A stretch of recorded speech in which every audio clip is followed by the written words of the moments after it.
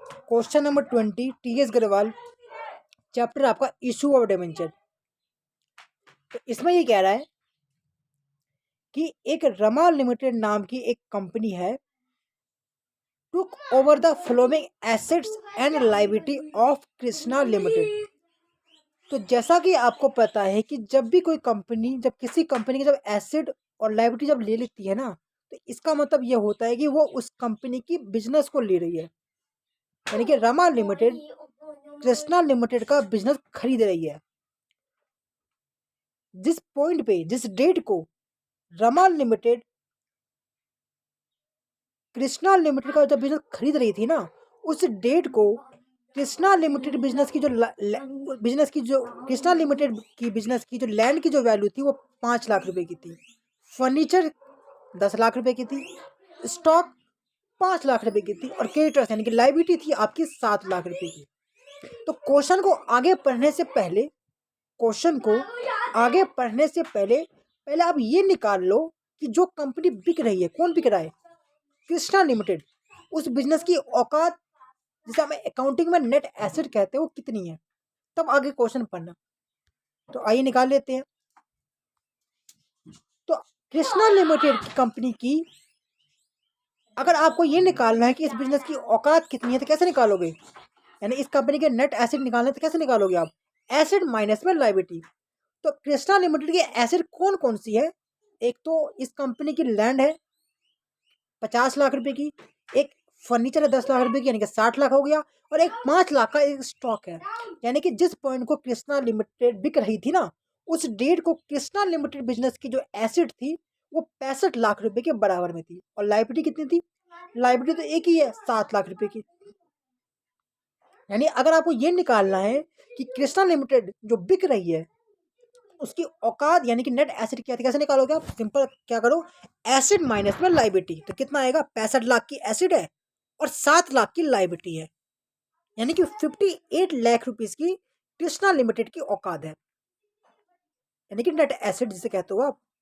अब आप ये पता करो कि 58 लाख का बिजनेस कृष्णा लिमिटेड का कितने में बेचा जा रहा है, कितने में लिया जा रहा है बाय रमा लिमिटेड द्वारा। क्या कह रहा है आगे? The purchase consideration of 60 lakh रुपए। लो जी, 58 लाख का बिजनेस था कृष्णा लिमिटेड का। अभी आपने निकाला कि 58 लाख का बिजनेस कितने में खरीद रही है, कितने में डील हो रही है? 60 लाख में। यानी कि कृष्णा लिमिटेड ने ये कहा होगा, कृष्णा लिमिटेड ने ये कहा होगा रमा लिमिटेड से ये, अगर आपको हमारा बिजनेस खरीदना है ना, तो आपको हमें 60 लाख रुपए पे करनी पड़ेंगी। लेकिन रमा लिमिटेड ने कहा होगा, लेकिन बिजनेस तो आपको 58 लाख का है। तो कृष्णा लिमिटेड ने ये कहा होगा मे बी कि हाँ 58 लाख का तो है, 65 माइनस में 7। लेकिन अगर आपको हमारा बिजनेस खरीदना है ना, तो आपको 58 नहीं, आपको 60 लाख रुपए देने पड़ेंगे। तो आप ये समझ लेना, कृष्णा लिमिटेड के लिए रमा लिमिटेड से, कि आप ये समझ लेना कि ऊपर का 2 लाख रुपए आप हमें एज ए गुडविल का दे रहे हो, तो हमारी जो गुडविल है उसको आप दे रहे हो, ठीक है? यानी कि 2 लाख रुपए किसका है? यहाँ पे आप गुडविल का है।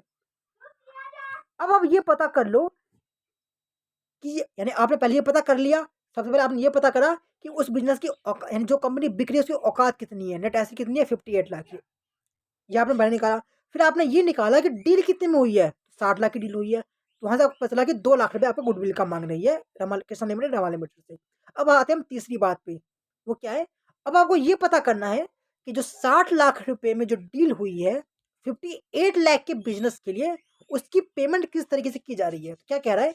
The purchase consideration of 60 lakh was paid by issuing 12% debenture. Debenture के आगे जो रेट होता है वो आपका डिबेंचर का इंटरेस्ट का रेट होता है, of ₹100 etch at premium of 20%।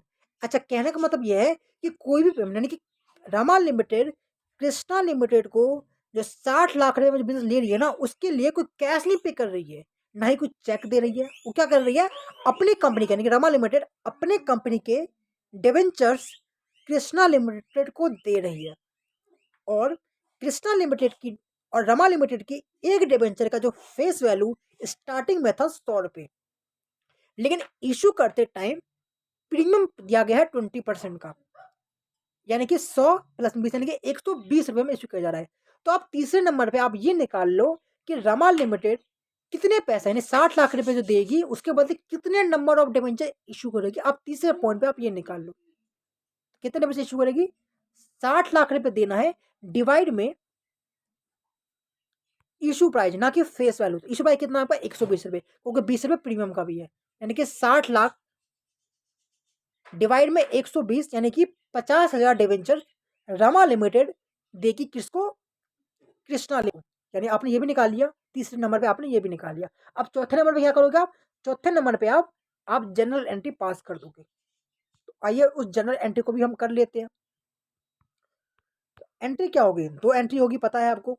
First entry क्या होगी, फर्स्ट एंट्री होगी टोटल एसेट अकाउंट डेबिट। आप चाहो तो यहाँ पे टोटल एसेट लिखने से अच्छा ये है कि आप सभी एसेट के नाम लिखो, या तो आप लिख सकते हो सन्ड्री एसेट या टोटल एसेट लिख सकते हो, या आप अलग अलग एसेट के नाम लिख सकते हो। यानी जो भी एसेट कृष्णा लिमिटेड से, जो रमा लिमिटेड के पास जो आ रही है ना, उन सभी एसेट को आप डेबिट कर दो। क्यों कर दोगे डेबिट, क्योंकि जब एसेट जब आएगी, और एसेट जब बढ़ता है तो क्या होता है, जब एसेट जब भी बढ़ता है तो हम उसे डेबिट करते हैं, यानी कि एसेट अकाउंट डेबिट हो जाएगा, आपका डेबिट हो जाएगा। आप चाहो तो सभी एसेट के नाम लिख सकते हो, वो ज़्यादा अच्छा है, आप सभी एसेट के नाम लिख दो। तो आपका 65 लाख का आपका एसेट है, फर्नीचर स्टॉक जो भी था आपका। टू वेंडर, मैंने क्या कहा था आपको, वेंडर के सामने क्या आता है, वेंडर के सामने वो अमाउंट आता है जितनी आपको उस वेंडर को पेमेंट करनी है। कितना पेमेंट करना है, 60 लाख रुपए, तो आ जाएगा टू वेंडर 60 लाख रुपीज। ठीक है, और जो आपकी जो 7 लाख की जो लाइबिलिटी थी ना क्रेडिटर्स नाम की, उसे आप कर दो क्रेडिट टू, क्योंकि जब लाइबिलिटी बढ़ता है क्या होता है, जब लाइबिलिटी बढ़ता है तो उसको करते हैं क्रेडिट, यानी कि टू क्रेडिटर 7 लाख रुपए। और जो 58 लाख का बिजनेस जो आप 60 लाख में ले रहे थे, जो 2 लाख रुपए का जो डिफरेंस आ रहा था, जैसे आप गुडविल कह रहे थे, उसे आप कर दोगे डेबिट, यानी कि गुडविल अकाउंट हो जाएगा डेबिट। एंट्री क्या होगी, फर्स्ट एंट्री एसेट जितनी भी आपके एसिड है, डेबिट 65 लाख रुपए थे, गुडविल 2 लाख रुपए, टू वेंडर 60 लाख रुपए, टू क्रेडिटर 7 लाख रुपए। अभी आपने वेंडर को पेमेंट नहीं करी, अभी आपके वेंडर के नाम के प्रति 60 लाख रुपए की आपकी एक लाइबिलिटी क्रेडिट हो गई है, तो इसलिए आपने उसे क्रेडिट कर रखा है। अभी अभी आपने पेमेंट नहीं करी उस वेंडर को। अब एंट्री नंबर 2 में क्या होगा, एंट्री नंबर 2 में आप उस वेंडर को पेमेंट कर दोगे। तो जैसा ही आप उस वेंडर को पेमेंट कर दोगे, जैसा ही आप उस वेंडर को पेमेंट कर दोगे, तो वेंडर नाम की लाइबिलिटी आपकी खत्म हो जाएगी। और जब लाइबिलिटी खत्म होता है क्या होता है, जब ये लाइबिलिटी जब खत्म होता है तो हम डेबिट करते हैं, यानी कि वेंडर अकाउंट डेबिट 60 लाख रुपए, क्योंकि आज आप उस वेंडर को पेमेंट कर दो, कैसे, अपनी कंपनी के डिबेंचर्स देके। तो क्या आ जाएगा, टू डिबेंचर। और आपको ये भी पता है कि डिबेंचर में आता है फेस वैल्यू। बेशक आपने प्रीमियम पे इशू करा है, लेकिन डिबेंचर के सामने वैल्यू जो आती है वो आती है फेस वैल्यू, यानी कि 100 रुपये फेस वैल्यू। और आपने कितने डिबेंचर इशू करने हैं, आपकी कंपनी ने 5,000 डिबेंचर इशू करने हैं, जो आपने निकाल, 50,000 डिबेंचर इशू करना है जो आपने ऑलरेडी निकाल रखा है, यानी कि 100 रुपये फेस वैल्यू इंटू 50,000 डिबेंचर, यानी कि 50 लाख रुपए आपका डिबेंचर के सामने आएगा। टू सिक्योरिटी प्रीमियम, क्योंकि आप एक डिबेंचर को, क्योंकि आप एक डिबेंचर के ऊपर 20 रुपए का प्रीमियम है, और ऐसे आप एक नहीं, ऐसे आप 50,000 डिबेंचर इशू कर रहे हो, यानी कि 50,000 इंटू में 20, यानी कि 10,000 लाख रुपए आपका आ गया सिक्योरिटी प्रीमियम में। तो ये आपकी एंट्री नंबर 2 हो गई। वेंडर अकाउंट डेबिट 60 लाख रुपए, टू डिबेंचर 50 लाख रुपए, टू सिक्योरिटी प्रीमियम 10 लाख रुपए। पहली एंट्री आपने देख लिया आपने, ये आपकी एंट्री है। तो ये आपका क्वेश्चन नंबर 20 था।